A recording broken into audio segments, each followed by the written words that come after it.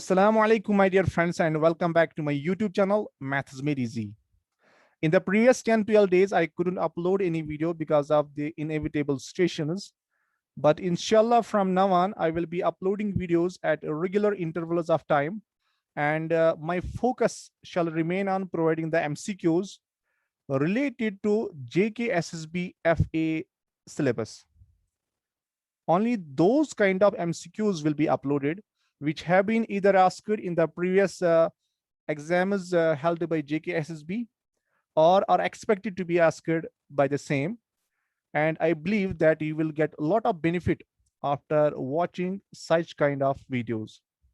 Those who are new on this channel or haven't subscribed yet are requested to subscribe this channel and also press the bell icon so that you can get the notifications of the newly uploaded videos. I am planning to upload 20 MCQs on each and every topic related to JKSSB FA syllabus. Without wasting any time, let me start the first 20 MCQ set on the topic political and physical divisions of world and India. The first one is Death Valley is located in which desert? किस desert में Death Valley located है? Options है Mojave Desert, Colorado Desert, Amargosa Desert, और the fourth one Taklamakan Desert. तो इसका जो सही answer है that is the first one, that is Mojave Desert. Mojave Desert actually California में है, यूएसए, ईस्टर्न कैलिफोर्निया यूएसए में लोकेटेड है. डेथ वैली का नाम डेथ वैली क्यों पड़ा? एक्चुअली कैलिफोर्निया में जो गोल्ड रश था इन 1849, बहुत सारे लोग इस वैली से गुजरे इन सर्च ऑफ गोल्ड. बहुत सारे ग्रुप्स थे, उनमें से एक ग्रुप था 13 लोगों का जिनकी मौत वाकया हुई इसी वैली में. जो बाकी लोग थे वो इस वैली में से गुजरने के बाद, बचने के बाद इन्होंने इस वादी का नाम रखा death valley.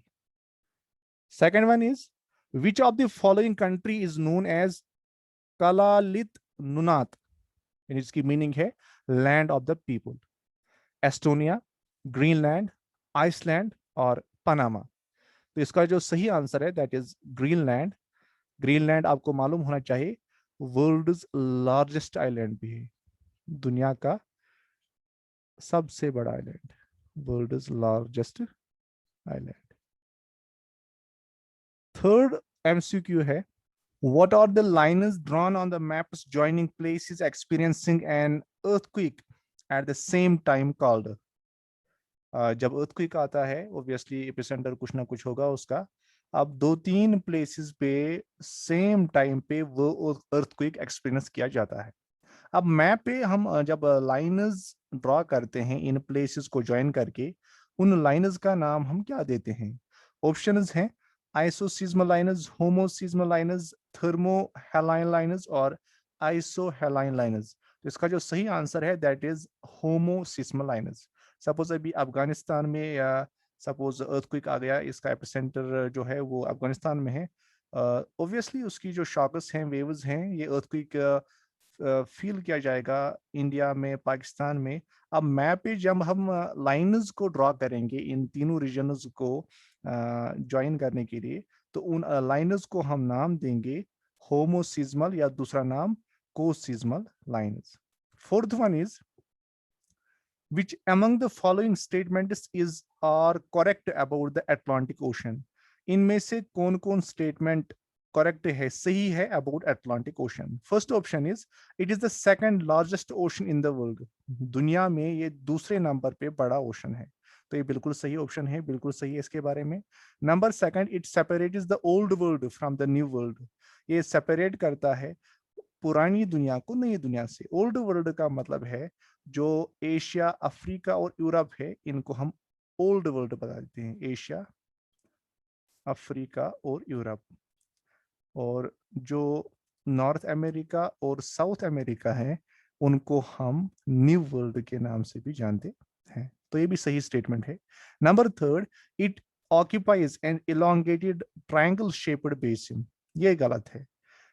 It occupies an S shaped basin, वो ठीक था इसका, इसमें एस शेप्ड बेसिन होता है ना कि ट्रायंगल शेप्ड बेसिन। और इस तरह से fourth one, it is busiest ocean in terms of trade and commerce, सबसे बिजी रहता है इन टर्म्स ऑफ ट्रेड, ये तो सही है इसका। इसका मतलब first second and fourth one इसके सही है स्टेटमेंट्स, और तीसरा स्टेटमेंट गलत है। तो option A is actually the right answer. Next question, question number fifth, यहाँ पे आप देख सकते हो, rift valley is associated to which among the following landforms. Landforms बहुत सारे हैं, तो रिफ्ट वैली इनमें से किसके साथ वाबस्ता है? Is it fluvial landform? Number second, glacial landform, tectonic landform और karst landform? तो इसका जो राइट आंसर है that is C part, that is tectonic landform, जो कि एक लीनियर लोलैंड होता है formed by tectonic fault. Next है, what are tides featuring only one high tide and one low tide each day called? क्योंकि tides आपको मालूम होना चाहिए, ये एक्चुअली पीरियडिक जो राइज एंड फॉल होता है सी लेवल का, because of the component effect of the gravitational force of sun moon and the rotation of earth, उसकी वजह से जो टाइड्स होती हैं, यानी जो पीरियडिक राइज एंड फॉल होता है पानी का, जब ऐसी टाइड्स होंगी जिसमें सिर्फ एक हाई टाइड होगी और एक लो टाइड होगी, तो इस टाइड का जो नाम है that is the second one, diurnal tide. बाकी ऑप्शन इसमें इनकरेक्ट है, तो ऑप्शन बी इसका राइट आंसर है। Seventh one is the alluvial soil is considered to be highly fertile. Alluvial soil जो है इसको माना जाता है बहुत ज्यादा फर्टाइल होती है, जरखेज होती है। In this context consider the following statements, कुछ स्टेटमेंट्स हैं इसके बारे में, तो आपको बताना है जो तीन स्टेटमेंट्स गिवन हैं इनमें से कौन सा सही है। पहला वाला है the alluvial soil owe their fertility to continuous deposition of new layers of sediments, यानी मतलब ये है कि जो फर्टिलिटी है इसमें वो इस वजह से होती है क्योंकि नए नए लेयर्स डिपॉजिट होते हैं सेडिमेंट्स की, हाँ ऑब्वियसली इसकी वजह से इसमें फर्टिलिटी आती है, बिल्कुल सही स्टेटमेंट है। Number second, the alluvial soil is rich in nitrogen humus and phosphorus, no it is a wrong statement, ये गलत स्टेटमेंट है इसका। Alluvial soil is rich in soluble plant nutrients, it is the right option. इसका मतलब first and third यानी option C इसका right answer है। Question number 8, at present India is the largest producer, consumer and importer for which of the following commodities? इस वक्त India सबसे ज्यादा producer है, यानी सबसे ज्यादा प्रोड्यूस करता है, कंज्यूम करता है और इंपोर्ट भी करता है, किस कमोडिटी को? वीट को, राइस को, पल्सेस को या ऑयल सीड्स को? तो इसका जो सही आंसर है that is pulses, option number C is the right answer. Next one, which Indian city became the first to get water metro? इनमें से किस सिटी को वाटर मेट्रो सबसे पहले मिली? तो इट वाज कोची, केरला में वाक़ा है, तो सबसे पहले इसी को वाटर मेट्रो मिली। 10th ऑब्जेक्टिव है, yellow revolution is associated with which of the following in India? किसके साथ वाबस्ता है येलो रेवोल्यूशन? आपने बहुत सारे रेवोल्यूशन के बारे में पढ़ा होगा, जैसे ग्रीन रेवोल्यूशन जो कि एग्रीकल्चर के रिलेटेड है, ग्रीन रेवोल्यूशन एग्रीकल्चर के रिलेटेड। इसी तरह से आपने व्हाइट रेवोल्यूशन के बारे में पढ़ा होगा, related to milk. Silver revolution related to eggs. इस तरह से gold revolution related to honey and horticulture, ये भी आपने पढ़ा होगा। इसी तरह से red revolution, red revolution it is associated to or related to meat and tomato production, meat and tomato, ये सब आपने पढ़ा है। तो येलो रेवोल्यूशन किसके साथ वाबस्ता है? सोलर एनर्जी के साथ, ऑयल सीड प्रोडक्शन के साथ, self dependence in the production of petroleum crude oil, या self dependence in the production of yellow crop? तो इसका जो राइट आंसर है that is B part, it is related to oil seeds production. 11th one is arrange the following places of Kashmir region from north to south. These are the places related to Kashmir. Actually अब इसमें UT बन गई है, UT of Ladakh and Jain की, तो हम कहेंगे अब कंबाइनली हमें बताना है कि ओवरऑल ये जो रीजनल्स है नॉर्थ टू साउथ आपको अरेंज करना है इनको। तो ऑब्वियस सी बात है, सबसे पहले गिलगित आएगा नॉर्थ रीजन में की अगर हम बात करेंगे, उसके बाद कारगिल आएगा, उसके बाद श्रीनगर और बानहाल। इसका मतलब ऑप्शन नंबर डी जो है that is the right answer. तो north to south it is the right arrangement. Which among the following areas are the deepest parts of the oceans? Oceans में सबसे डीपेस्ट पार्ट कौन सा होता है? क्या ये ट्रेंचेस होते हैं, रिजेस होते हैं, गयोटस होते हैं या एटोलस होते हैं? तो इसमें जो सही आंसर है that is the first one, trenches. आपने सुना होगा मारियाना ट्रेंच, जो कि डीपेस्ट है in the world, deepest trench in the world. तकरीबन इसकी जो डेप्थ है दैट इज 36,000 फीट। और ये एक आइलैंड है जिसका नाम है Guam island in the Pacific ocean, वहां पे ये वाक़ा है। तो ट्रेंचेस सबसे डीपेस्ट पार्ट होते हैं ओशन के। तो मेरियाना ट्रेंच सबसे डीपेस्ट है at a depth of 36,000 feet, जो कि गयाम आइलैंड पैसिफिक ओशन में पाया जाता है। 13th one is which among the following pairs is या are correctly matched? Apogee, moon's orbit is farthest from the earth. हाँ, this is the right term.